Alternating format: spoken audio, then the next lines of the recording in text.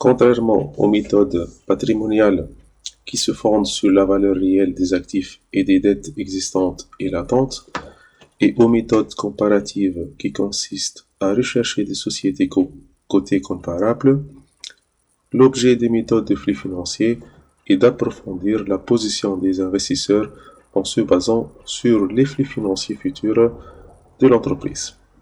Donc, comme première méthode, on va voir la méthode de Fisher.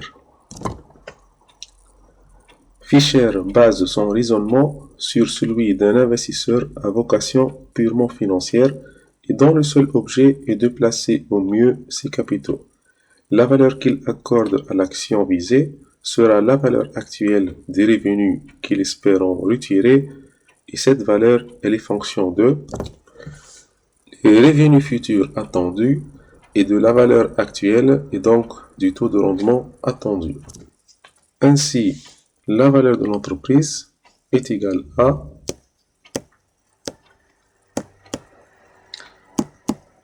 dividende de la première période actualisé une période plus dividende deuxième période actualisé deux périodes plus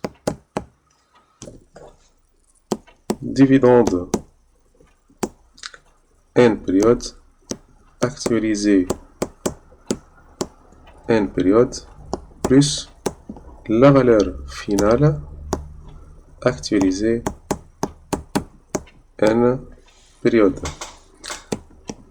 Ou encore, c'est la somme de dividende J sur 1 plus T puissance J, J égale à 1 jusqu'à N, plus Vn sur 1 plus T puissance N. Avec T, c'est le taux d'actualisation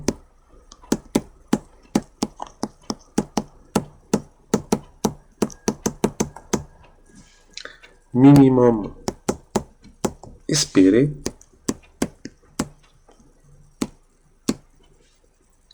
par l'investisseur.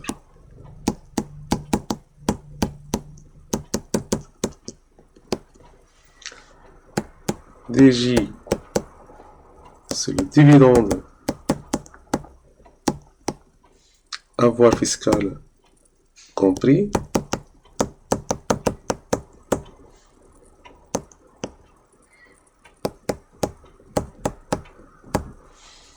Et Vn, la valeur de revente finale.